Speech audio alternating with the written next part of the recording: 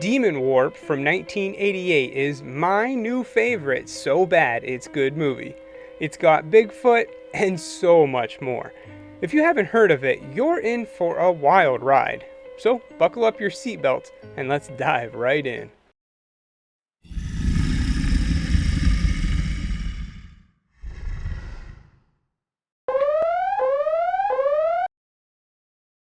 Things get started right away when a meteor comes crashing to the ground and a priest thinks it's the second coming of Christ.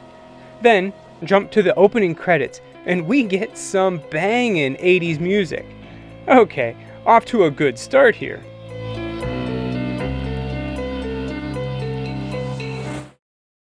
Next, we meet the Craftons, a father and daughter on vacation renting a cabin in the woods.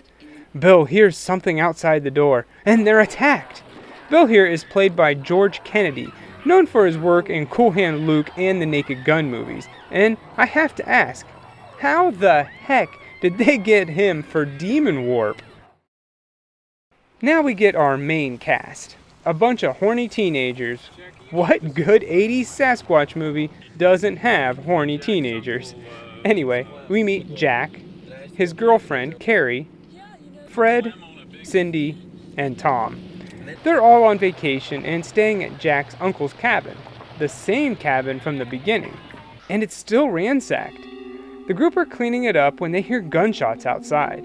Now come on out of there, all of you.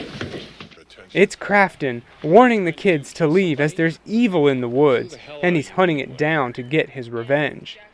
They aren't really fazed by him at all, and then that night, Jack reveals the real reason they're there. His uncle is missing, and he wants their help to look for him. These woods don't have the best reputation for Yeah. We know it's called Demon Woods, for Christ's sake. That night, teenagers do what teenagers do. Have sex and play pranks. Fred takes this Bigfoot mask and scares Cindy. She goes running out of the shower, and he has a good laugh. But then, the real big guy attacks Fred, taking him out. They go out to look for him and find that their truck is destroyed, so they're stranded. But that's the least of their problems, because Bigfoot barges in the cabin. They fight him a little bit, but he eventually snaps Tom's neck and walks off with some radio equipment. They make it through the night, but now they have to hike to get out of there, and the creature's still out there in the woods.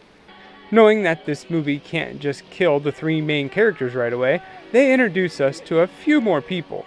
There's these two girls looking for a spot to picnic, and this guy, who I don't really think he says a single word in the movie, and who knows why he's there. I guess he's a photographer, but he doesn't really take that many pictures. No, these people are in the movie for one reason, to die. And that's exactly what happens. Eventually, Jack, Carrie, and Cindy find Crafton, and he shows them to where he set up camp. He set up bear traps and even dynamite all over the woods to try to kill the monster. Just then, one of the girls comes running for help, and Bigfoot isn't far behind. But this time, they're prepared. They all fight him, stabbing and shooting him, but it doesn't seem to do anything. Crafton leads him to a dynamite trap, but Sasquatch is sneaky, and he takes him out on a rock. Okay, get ready. This is where the movie gets really wild. Up until now, it's been a pretty standard Bigfoot, cabin in the woods movie, but that's all about to change. Jack wakes up and eventually finds Cindy, but she's a zombie. That's right, now we have zombies in the mix. But she doesn't really attack him or anything like that. Jack follows her to a cave where he sees Bigfoot. He shoots him, and for some reason this time it kills the creature. As it lays there dying, it transforms into Jack's uncle. Okay, so Jack's uncle, who turned into Sasquatch, is turning people into zombies. And on top of all that, the zombies are working on a bunch of electrical equipment. Well, you've probably guessed it by now. It's the classic tale passed down for generations. You know, the one where a guy who's turned into Bigfoot makes a bunch of zombies to fix his master's alien spaceship.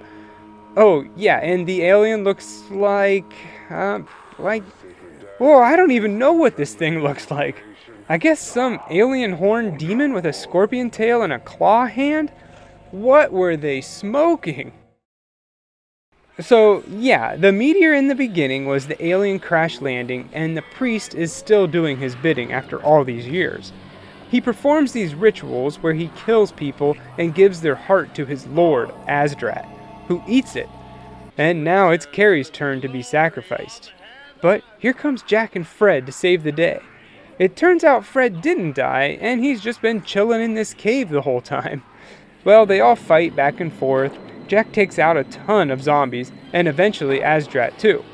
But not before it stabs Fred with its stinger, which is what starts the Bigfoot transformation process. Jack sets up the dynamite and tries to get Fred out, but seeing how Fred's starting to turn, he doesn't want to leave. So Jack and Carrie make their escape and get out just in time.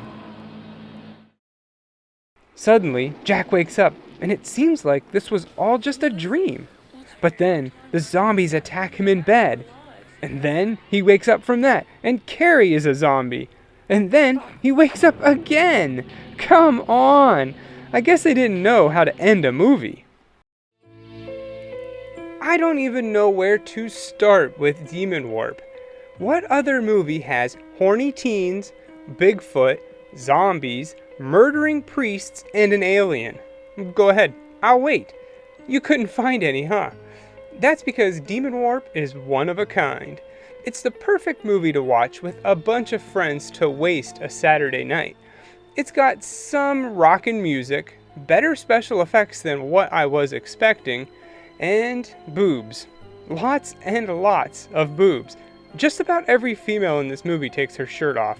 If you want to watch this with your kids, don't say I didn't warn you. It's not a perfect movie by any means. I mean, the plot? There are some parts in the middle where everyone's just wandering around that get pretty boring, but don't let that turn you away. I loved Demonwarp, and if you're watching this channel, I bet you'll like it too. Normal people would probably give this film a 1, but I give Demonwarp a solid 3 heart-eating demon aliens out of 4. I think I'll go outside and get some firewood. Well, be careful, Fred. There are testicle-eating monsters out there.